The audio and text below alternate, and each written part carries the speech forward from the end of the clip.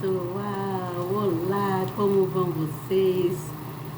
Tá pintando aí o carnaval, não é mesmo? Espero que vocês estejam bem, se divertindo, atento do limite, cada qual no seu propósito aí, né, no seu divertimento, mas que seja uma coisa saudável, né, uma coisa que agrade aos olhos de Deus, tá certo? E hoje nós vamos aqui continuar aqui com o nosso estudo, né, nosso estudo bíblico. Ontem eu falei sobre o primeiro milagre de Jesus, né, e que foi no casamento e tudo mais, né, e eu fiquei de dar continuidade aqui quanto a esse assunto, né, o capítulo de número 2. Hoje vamos falar sobre os mercadores expulsos lá do templo. Estamos indo devagarinho, passo a passo, mas nós vamos chegar ao final desse livro, tá certo? Tudo devagar, tudo, não precisamos correr, não é mesmo? O importante é que a gente tenha entendimento, tá bom? Entendimento, que a gente venha entender o que o profeta quis passar pra gente aqui na mensagem que está na Bíblia, tá bom? Tá aqui na Bíblia, aqui, tá bom? Então prestem atenção, eu vou continuar lendo, depois eu venho com a explicação, tá certo? Você já está preparado? Você está preparada já? Então se coloque aí num lugarzinho bacana, tire um tempinho para Deus. Não custa nada você tirar uns minutinhos aqui para ouvir uma palavra amiga, que é uma palavra trazida pelo profeta, né? Que chegou até a mim para também transmitir para vocês, né? Quanto é o que o Senhor Jesus quer fazer para transformar cada vez mais as nossas vidas, tá bom? Você novo que está chegando, se inscreva no canal, aperte aí na palavrinha inscrever, no sininho, na palavrinha todos. Estará escrito e escrita. É muito rápido e prático. E depois, no final, você faz a gentileza de compartilhar. Leve a palavra amiga para alguém, seja você uma pessoa generosa, uma pessoa que agrada aos olhos de Deus, levando uma palavra amiga para alguém, tá bom? Seja você uma pessoa dócil, uma pessoa que gosta de ajudar ao próximo. O Senhor se agradará muito de você. Ele está te olhando, Ele está vendo tudo quanto você faz. Como você sabe, o Senhor Jesus, Ele além de estar presente todos os dias nas nossas vidas, Ele está observando todos nós, porque Ele é onisciente.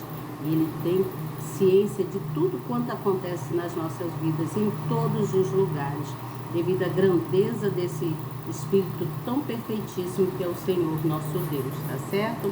Ele sabe todas as coisas, Ele vê tudo e Ele tem poder para transformar o que Ele quiser, de acordo com aquilo que vai te fazer bem, aquilo que vai só te proporcionar coisas que não vai te prejudicar, não vai te trazer prejuízo algum, tá certo?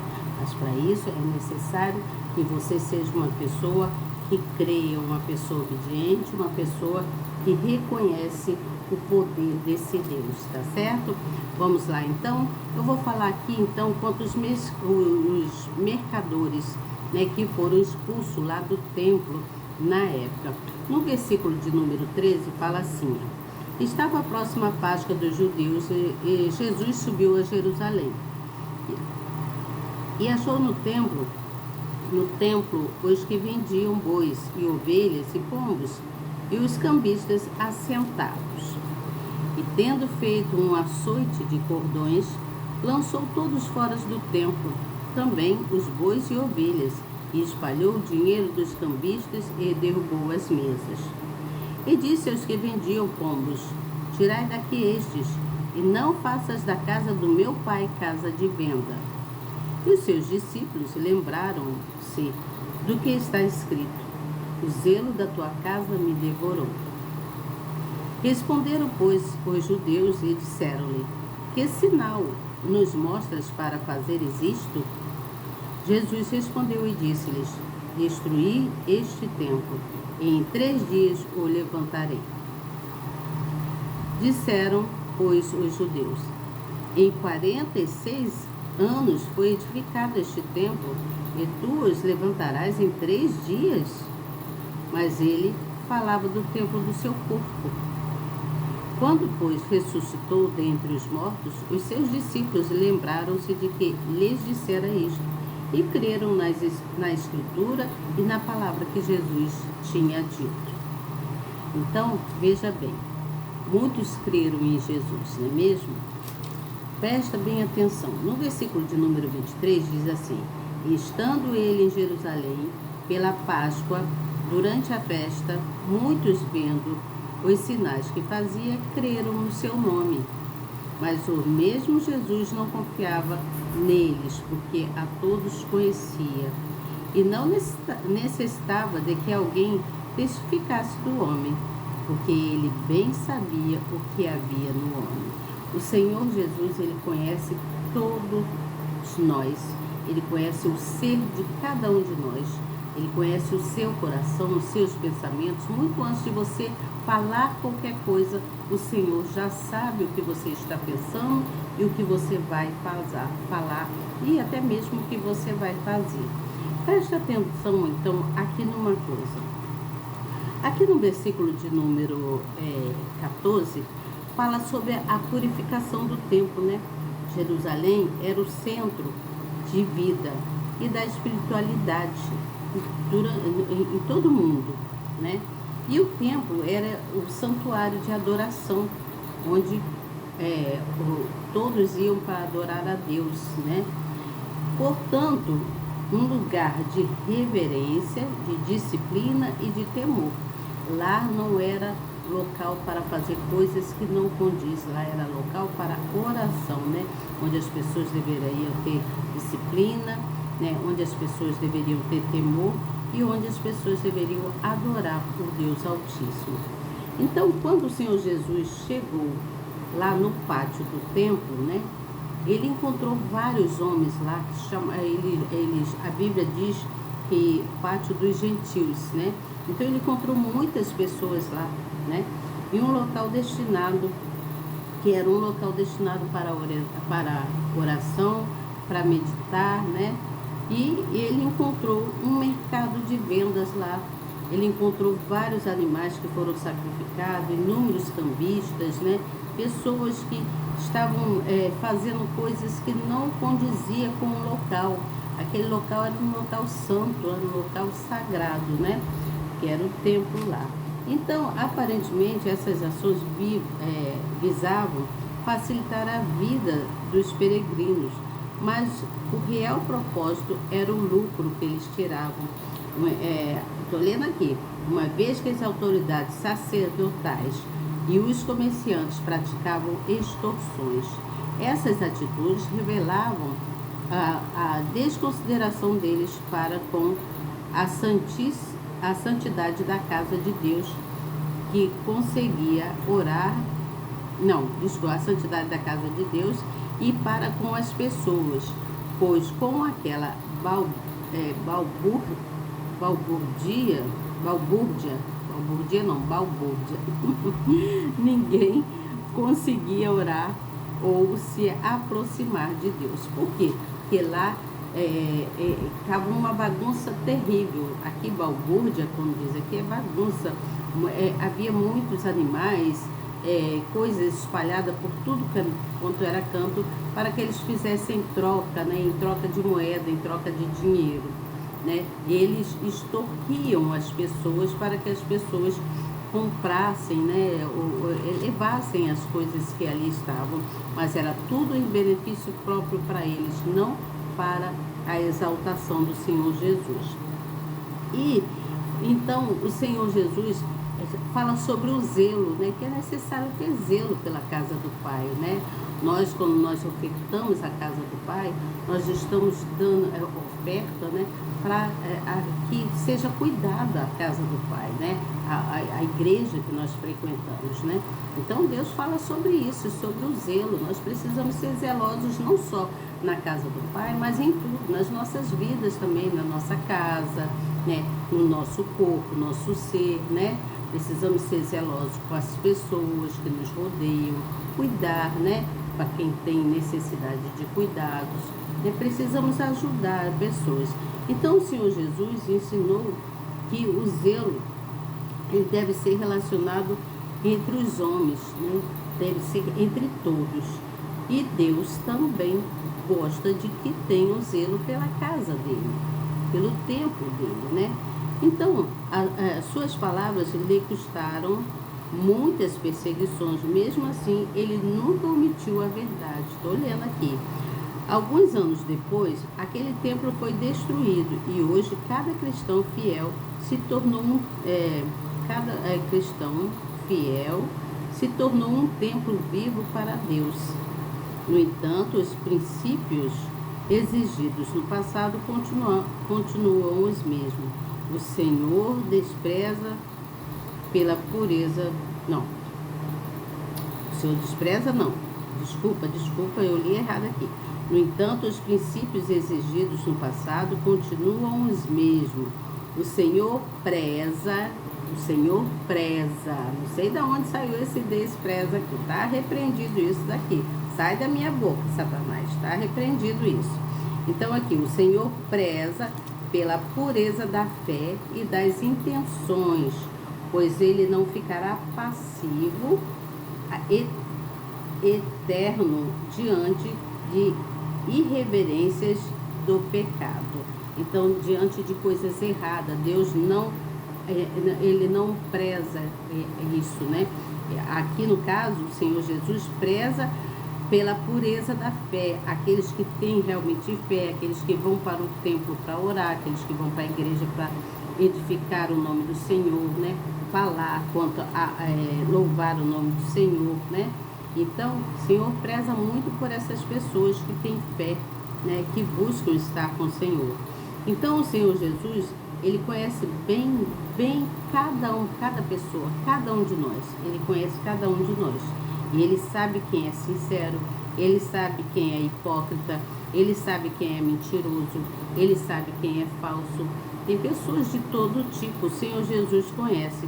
Por isso ele sabe em quem deve ou não confiar. O Senhor Jesus, ele tem os seus escolhidos, ele escolhe as pessoas dos quais ele pode confiar. Ele pode contar com aquela pessoa para propagar o nome dele, para fazer as coisas que é correta dentro do Evangelho. Você entende o que eu falo? Então, o Senhor Jesus escolhe pessoas. Ele não faz acepção de pessoas quanto aos cuidados, quanto à cura, quanto à libertação, quanto da segurança, quanto livramentos. Não, o Senhor Jesus não faz acepção de pessoas assim, mas ele tem os seus escolhidos para propagar a palavra dele, aqueles da qual ele vê sinceridade, ele sabe que é uma pessoa confiável. Ele conhece quem são as pessoas erradas e quem são as pessoas certas. O Senhor Jesus, ele é onisciente, ele conhece tudo o que fazemos. Como eu disse, o Senhor Jesus, ele conhece os nossos pensamentos, o nosso coração e tudo quanto nós vamos falar muito antes de a gente proferir alguma palavra. O Senhor Jesus já sabe o que vamos dizer. Então, ele procura pessoas sinceras de quem ele pode realmente confiar. Tá certo? E aí diz mais aqui que embora naquele mesmo, no momento, muitos crescem nele como Messias, a crença era passageira. Muitas pessoas têm uma crença, eu creio em Deus, mas é aquilo passageiro, né? Hoje em dia também é assim como foi no passado. A fé que se fundamenta apenas em alcançar bênçãos e ver sinais está longe de ser a fé bíblica necessária para a concretização da salvação. Você entendeu essa frase aqui? A fé que se fundamenta apenas em alcançar bênçãos e ver sinais está longe de ser a fé bíblica necessária para concretizar a salvação. O Senhor Jesus, ele quer ver a sua sinceridade, quer ver se você é uma pessoa confiável, mas ele quer saber também se você só quer estar com ele, se você só quer buscar a ele, se aquilo que você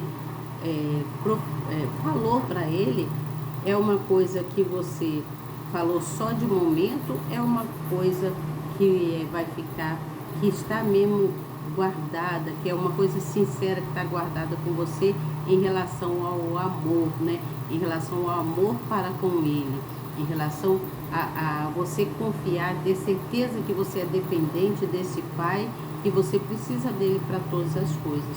Nesse caso aqui, ele estava falando, então ele está mostrando o quanto ele precisa de pessoas que sejam sinceras e que ele possa confiar. Não pessoas mentirosas, falsas, hipócritas, que são pessoas que são invejosas e tudo mais, tá certo? Porque a fé, é preciso ter fé e obedecer. A fé para obedecer é que vai te levar a ter caminhos bons, né? Então, muitas das vezes tem pessoas que não querem sacrificar, né? Não quer fazer um sacrifício para poder receber do Senhor a divindade dele, né? Para a salvação. Você entende o que eu falo? Então, é muito importante que você preste bem atenção quanto a isso. Isso aqui foi o que eu li aqui. Agora eu vou falar para vocês o que eu também escrevo. Eu escrevo e falo também algumas coisas aqui, né, do que eu li, também vou concluindo mais alguma coisa, mas vamos recapitular aqui. Então nós vimos que houve lá no início, lá, né, houve uma transformação da água em vinho, né, no casamento, né, nós vimos isso.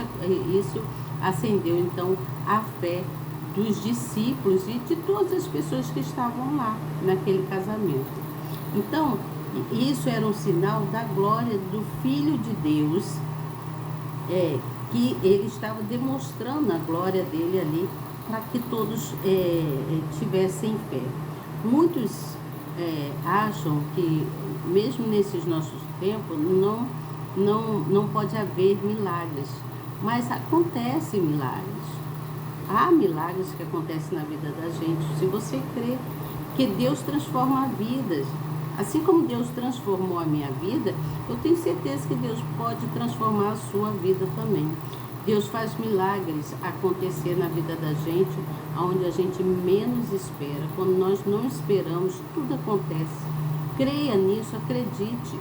Eu estou aqui de prova para vocês. Então é necessário que a sua fé seja despertada. A sua fé precisa ser despertada através do ouvir, através da leitura, através de um louvor. Você entende o que eu falo? Mas através também da sua obediência, da sua coragem, de querer estar na presença do Pai. Muitos, eu conheci pessoas que falavam assim, eu nunca vou para a igreja, não vou ser evangélica, nunca vou ser evangélico, porque eu tenho vergonha. Eu tenho vergonha de ser evangélico, os outros vão me chamar de careta, que eu sou, eita, careta, fulano é careta, é isso, é aquilo outro. Isso em algum tempo aí atrás, tá, gente? No meu tempo as pessoas falavam careta, hoje em dia eu não sei como que fala. E fulano é careta, né? Quer dizer que ele não está junto dos outros, né? Está em passos contrários, né? Em vez de estar junto com os outros fazendo o que o outro faz, igual os outros, né? Ele está de um lado ao contrário. Então, a fé não é uma sorte. Você entende? A fé não é uma sorte. A fé de uma pessoa, ela tem que ser uma fé que é guiada por Deus. Ela tem que ser guiada por Deus. Se você não for guiada por Deus, você não recebe as dádivas que o Senhor Jesus quer para você, para melhorar a sua vida, para te fazer uma pessoa saudável, para que você tenha clareza, entendimento em todas as coisas. Você entende o que eu falo? Então, Deus, ele quer transformar você.